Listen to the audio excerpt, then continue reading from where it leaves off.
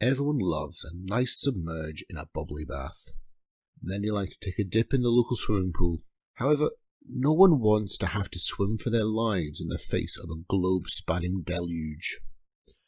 There seems to be a story surrounding a great worldwide flood in many of the world's mythologies. From the Middle East to Mesoamerica, these seem to be a tale to be told. In this episode, I would like to look into the stories found around the world and explore where there can be similarities drawn or differences identified. This is Cogito Ergo Pod. I am Daniel, and in this episode we are checking our O2 tanks and slipping on our snorkeling goggles as we look at flood myths from around the world. Let us start by looking back to the time of the great Sumerian civilizations. They had a story found in their Eridu Genesis. The Eridu Genesis is found on a single fragmentary tablet excavated in Nippur, modern Iraq, by the expedition of the University of Pennsylvania in 1893, and first recognized by Arno Pobel in 1912. It is written in the Sumerian language and dated to around 1600 BCE. Sadly, 2/3 of the original text is missing. The story goes that the gods set out to destroy mankind. Ziundra, a king of Surapak, modern-day Tel Farah in Iraq, and Sia, who witnesses the gods' council and decision in a vision. He understands that something terrible is about to happen. The sea god Enki informs Ziudra to build a boat, but the instruction part of the text unfortunately is missing. It proceeds to rain for 7 days and 7 nights. After the deluge, Ziudra honours the gods with prostration and sacrifice. He then goes east to restart human civilization. Events that follow this seem to have also been lost. In an alternative version of the story, the Epic of Ziudra, Ziudra's boat floats down the Euphrates River into the Persian Gulf, rather than up on a mountain, or upstream to Kush. Hanging around in the Fertile Crescent, we're going to visit the Akkadians and Babylonians. Get it? Hanging, like the Hanging Gardens of Babylon. Okay. Their story of a flood is told in the Epic of Gilgamesh, dated to 2100 to 1200 BCE. The Epic of Gilgamesh is a poem from ancient Mesopotamia, and is regarded as the earliest surviving notable literature and the second oldest religious text, after the pyramid texts. The flood myth here is revealed when Gilgamesh is speaking to Utnapishtim about how to achieve immortality. Spoiler alert. Utnapishtim tells Gilgamesh that once upon a time the gods decided to destroy humanity as they had become too noisy. Enlil, the god of the wind, air, earth, and storms, swore the other gods to secrecy about what he planned. Well, the last thing you want is humanity finding out you want to wipe them out. The water god Ea went to Utnapishtim and told him how to save humanity and as many living beings as he could. Utnapishtim and a team built a vessel, named the Preserver of Life, in only 5 days. The sides of the superstructure had equal lengths of 120 cubits. See the episode on the Ark of the Covenant if you want to know about cubits. He also had a drawing of the interior structure. The boat had 6 decks divided into 7 or 9 compartments. Water plugs were driven into the middle part. Punting poles and other necessary things were laid in. 3 times 3,600 units, whatever a unit is, of raw bitumen were melted in a kiln, and 3 times 3,600 units of oil were used in addition to 2 times 3,600 units of oil that were stored in the boat. Oxen and sheep were slaughtered, and ale, beer, oil, and wine were distributed to the workmen. When the boat was finished, the launch was very difficult. A runway of poles was used to slide the boat into the water. Utnapishtim loaded his silver and gold into the boat. He loaded Utnapishtim's relatives and craftsmen and all the beasts and animals of the field. The subsequent storm lasted for 7 days. There was torrential rain, wind, thunder, and lightning, all sent by the gods. The boat comes aground on Mount Nemush, believed to be in modern-day northern Iraq. Utnapishtim sent out a dove and a swallow to find dry land. Both birds returned the same day without finding dry land. Then a raven was sent out, and did not return as it had found some dry land to land on. Ea convinced Enlil to not do this again, and send less severe punishments in the future. Utnapishtim and his wife were rewarded with immortality. We now move on to a religion that is often referred to as the first real monotheistic faith, Zoroastrianism. There is a story in the Vendida, a section in the collection of Zoroastrian religious texts known as the Avesta, which contends with a flood. Zoroastrians believe that Ahura Mazda, the creator god, decided the earth needed a new beginning. This is because it was overwhelmed by a constant multiplication of its immortal beings. Ahura Mazda tells a man named Yima that this is to happen, and he builds a vara, or enclosure. This is to populate the animals in his mountain castle, high above the floodwaters. It is this flood, Zoroastrians believe, that brings mortality to life on earth. Now we get down to the bread and butter of most people's understanding of what we mean by flood myth. Here we have it, folks, the creme de la creme of the world destroying via the medium of water events. The flood story, as found in the book of Genesis, chapters 6 to 8. Once again, we have a deity in the form of God seeking to kill the descendants of Adam and Eve because they were corrupt. And it says, "The Lord saw that the wickedness of humanity was great in the earth, and that every inclination of the thoughts of their hearts was only evil continually. And the Lord was sorry that he had made humankind on the earth, and it grieved him to his heart. So the Lord said, I will blot out from the earth the human beings I have created, people together with animals and creeping things and birds of the air, for I am sorry that I have made them. But Noah found favour in the sight of God." And that is Genesis 6, 5 to 8. God tells Noah to build an ark out of gopher wood. Jewish Encyclopedia believes that it was most likely a translation of the Babylonian Gufera is Eleni, cedar beams, or the Assyrian Giparu, reeds. The Aramaic Targum Onkelos, considered by many Jews to be an authoritative translation of the Hebrew scripture, renders this word as koros, or cedar. Noah, his family, and animals are saved on the ark, while all life outside the ark dies. Sea animals and water-based birds may have been alright. Now, let's deal with the elephant or two, or 7 in the room. In Genesis 6, verse 19 to 20, it is made clear that God is commanding Noah to take 2 of every animal onto the ark. However, in Genesis 7, verse 2 to 3, God's instructions are for 7 pairs of every clean animal, 1 pair of unclean animals, and 7 pairs of each bird species to be put onto the ark. Biblical scholars would say that this is the result of 2 different authors having their work merged together, but this is for another episode. Meanwhile, back in the story, it rains for 40 days and 40 nights. Noah eventually sends out birds until a dove returns with an olive branch, showing that there is life now returning to the surface. Eventually the ark comes to rest on Mount Ararat in modern-day Turkey. After everything leaves the ark, Noah makes a sacrifice to God, and God promises to never flood the earth again. He, God, creates a covenant with Noah and his descendants.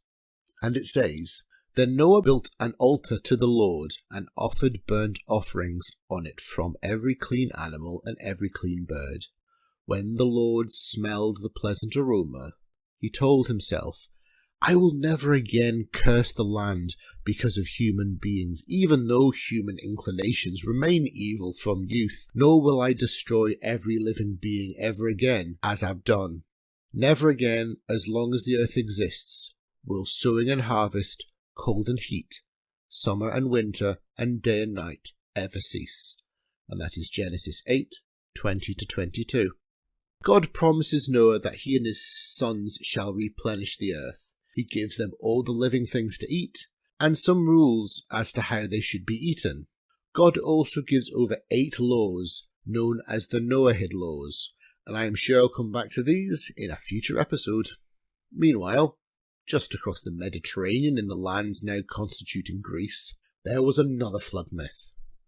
The following story can be traced back to Ovid's Metamorphoses, written in 8 CE, and The Library, attributed to Epidaurus of Alexandria, a 2nd century BCE author.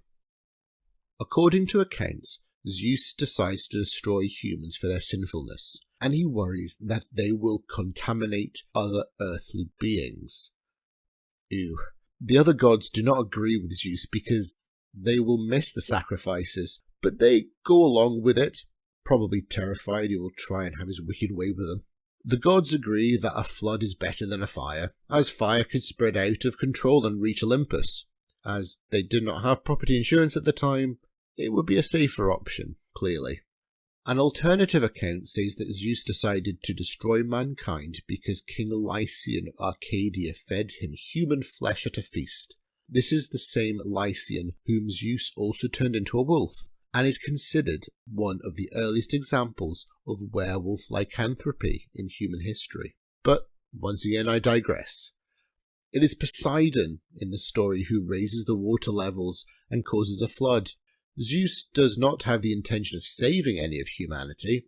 However, Prometheus saves Deucalion, his son, and Pyrrha, the daughter of Pandora, by building a waterproof chest. The chest comes to rest at the top of Mount Parnassus. Once the waters receded, Zeus is so impressed by their piety that he tells them to throw stones over their shoulders. The stones thrown by Deucalion become men, and Pyrrha's stones become women. Moving much further afield, in Chinese legends, floods are not caused by divine powers or gods taking some type of revenge on humanity for something, but rather they are caused by natural anomalies. During the reign of Emperor Yao, the Yangtze and Yellow rivers flooded entirely, roughly 2300 to 2200 BCE. The waters spread across the land, destroying properties and killing many. Gun, Yao's distant relative, uses magical expanding soil called jirang to build dams and barricades to block the water. Gun chooses to obtain the jirang by stealing it from a supreme divinity. However, the supreme divinity becomes quite angered at this clear disrespect. When this fails, Gun's son Yu the Great uses Ryujin Gunbang, an enchanted staff, to dig channels and irrigation ditches to bring the water levels down. It was also necessary for him to subdue various supernatural beings, as well to recruit the assistance of others. For instance, the channel-digging dragon and the giant mud-holding tortoise, or turtle, depending on which version you read. In Hindu mythology, as told in the Satapatha Brahmana and the Puranas, the god Vishnu visits Shraddha Deva Manu, the first man. Vishnu tells him that the world will be destroyed in a great flood. Manu builds a boat for himself, his family, seeds and animals. He then ties the boat to the horn of a great fish who guided it to the top of the mountain. The fish was in fact Vishnu in disguise. Spoilers again. And the rope was Sisha, the king of the Nagas, a divine or semi-divine race of half-human, half-serpent beings in disguise. After the flood, Manu performs a sacrifice to Vishnu and pours butter and soured milk into the sea. A year later, a woman emerges from the water and said that she was the daughter of Manu, and they repopulated the earth together. According to Mesoamerican traditions, a flood was one of several catastrophes that happened during mankind's creation. In the Mayan mythology found in the Popol Vuh, Huracan is a Mayan god of the wind, storm and fire, and one of the creator deities who participated in all 3 attempts in creating humanity. He caused a flood of resin after the second humans angered the gods. These humans could not engage in the worship of the gods as they were made of wood. Huracan lived in the mists around the waters and spoke earth until land appeared. These humans had become monkeys, but real humans would appear later. 3 men and 4 women would eventually repopulate the world. The Aztec peoples believed that 4 worlds had existed before the present universe. These worlds, or suns, had been destroyed by catastrophes, and humankind had been entirely wiped out at the end of each sun. The 4th sun, Nauyalt, or 4 water, ended in a gigantic flood that lasted 52 years. Only 1 man, Coxcox, and 1 woman, Xochiquetla, survived, sheltered by a huge cypress, but they were later turned into dogs. How disappointing. In North America, according to the Ojibwe tribes of southern Canada, the northwestern United States, and northern plains, they tell of a legend involving a great serpent which causes a lake to swell until they flood the lands. This was intended to kill the hero Nanabozo. He ran through villages telling people to seek shelter on the hilltops. Lake waters rose until the mountains were underwater, except the one on which Nanabozo stood. He built a large raft to keep animals and humans safe.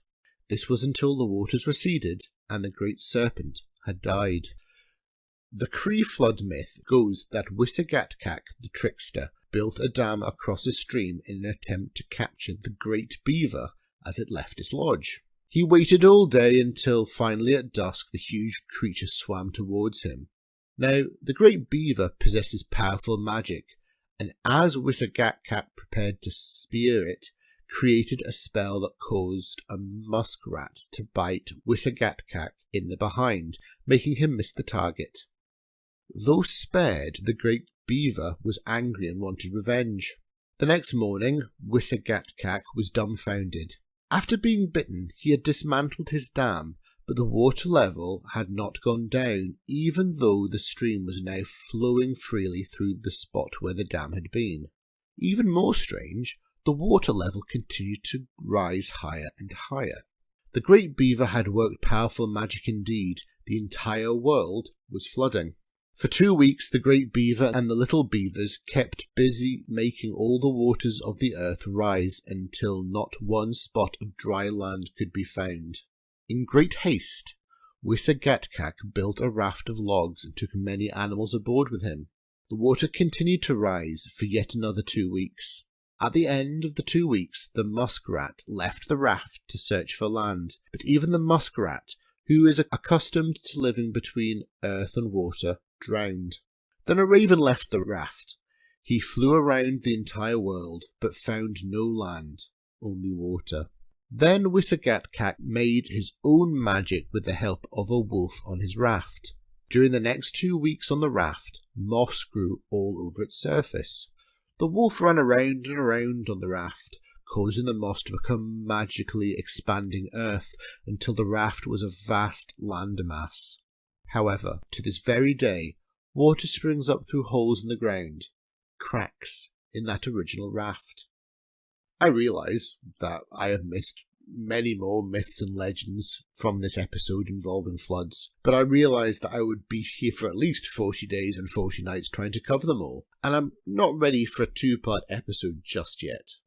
However, it's important at this point, I think, to think about the common factors that they have and the things that the stories actually share. Some of the key features which you can find is the factor of humans having done wrong. They've committed some type of sin, according to the gods.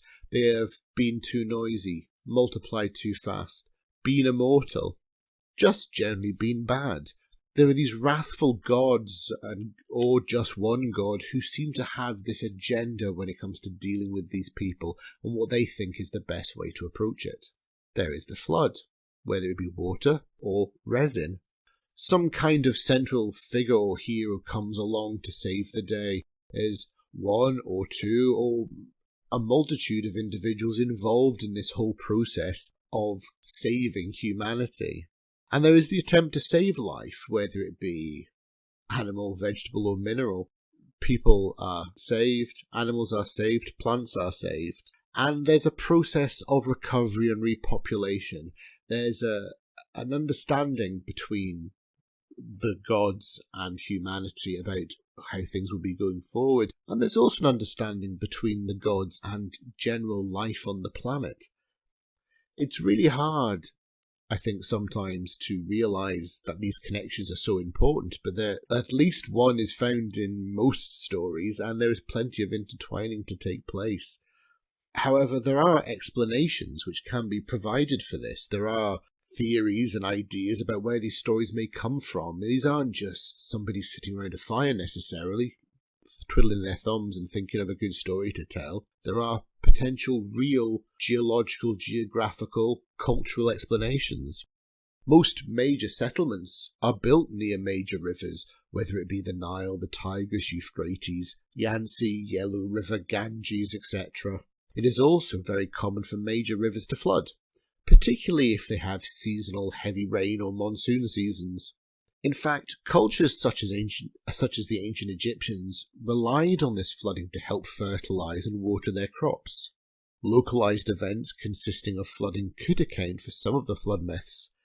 There were reports in around 1900 BCE that the Yellow River in China flooded. A similar scenario may have happened in around 2900 BCE, where there was considerable flooding along the Tigris River, which may in turn account for some of the similar flood myths which can be found there. There's also speculation that a possible major flood at the end of the last ice age in the Middle East, roughly 7,000 years ago, may also be a factor in flood myth making. It's believed that once upon a time the Black Sea was a freshwater lake. European glaciers melted, and the Mediterranean overflowed into it at a force of 200 times that of Niagara Falls. There are Stone Age structures which have been found under the water in the Black Sea that are used to support this theory.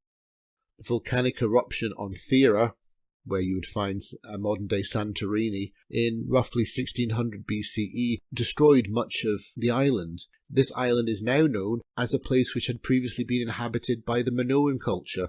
Eruptions such as this one may have caused tsunamis and in turn coastal flooding all around the Mediterranean. It is believed that potentially the waves could have reached up to 100 feet high. Another hypothesis suggests that a meteor or comet crashed into the Indian Ocean around 3000 to 2800 BCE, creating a 30-kilometre, 19-mile undersea Burckle crater off the coast of Madagascar and generating a giant tsunami that flooded coastal lands. This would have caused a mega tsunami, which would have greatly impacted a larger area and possibly a greater number of flood myths as a result. The possibility of a global event could also play a part here, an event which impacted everyone, all cultures which had a relationship to water, particularly in coastal areas. One such event may be fueled by the natural movements of the Earth's tectonic plates. As the plates are always moving, pushing and pulling on the Earth's crust, it would be possible that as land was pushed up, it would also reveal the fossils that it contains. If it had previously been land which had been underwater, it would reveal fossils of long-dead submarine life. One look at that, and you would easily think that there had once been a great body of water covering the Earth, particularly if you were very far inland and were not accustomed to seeing such things. Another global event is believed to have occurred around 6400 BCE, when, as the North American glaciers melted at the end of the last ice age, the water filled an area known as Lake Agassiz. Measuring up to 440,000 kilometres, larger than the Caspian Sea, this lake may have suddenly been released into the oceans and caused rapid sea level rises around the globe.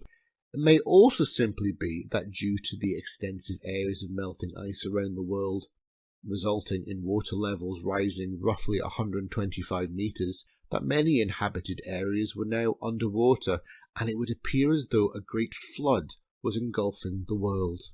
The flood myth for those areas less affected by the sea or river levels may simply be a grander metaphor for the importance of purification rituals. The fact that in many stories the flood washes away imperfections and wickedness from the world, it too could be reflected in the cleansing power of ritual bathing or baptism. There is no need for any physical manifestation of something for it to take on a more spiritual form. This could also be the case for the idea of a flood. On reflection, it would seem fair to say that the flood myth is a global phenomenon. It's something which plays such an important part in cultures and religions because it helps them to understand the world. Whether it be a process of spiritual cleansing, whether it be a physical flood, it all plays an important part in how they see their relationship with a higher power. Humans don't cause the floods. Nature causes the floods, or the gods cause the floods. However, so often in these stories, it is the humans who are the reason for the floods to take place. Even in the Chinese story, you have a supreme divinity. You have supernatural and mythological forces at play. It's not just as simple as rivers flooding. It's not just as simple as water levels rising. There is a deeper spiritual connection here. There are people out there who look at these stories and say that there must have been some type of global civilization where this story originated from, and it splintered off and all these stories became regional and isolated and have created such a diverse selection. However, stories of flood myths is the same as so many other fundamental features of religions. Look at world religions and pick out, for example, their thunder gods, or their harvest gods, or their war gods. These are characters and features of societies from around the world. They're unique, but it's something that many of them have in common. So why should a flood myth be any different? Creation myths are a universal feature of religions, in much the same way now that there are stories of the conclusion of the world. We have creation, we have conclusion, and with flood we have renewal and rejuvenation. The flood myth is like spring. It allows a chance for new life to grow and for new possibilities. Wash away the old, bring in the new, allow new plants and new life to prosper. And I'm sure that's something that we would all like to see, because that's something we all hold dear. We like things to be rejuvenated and new and to feel fresh.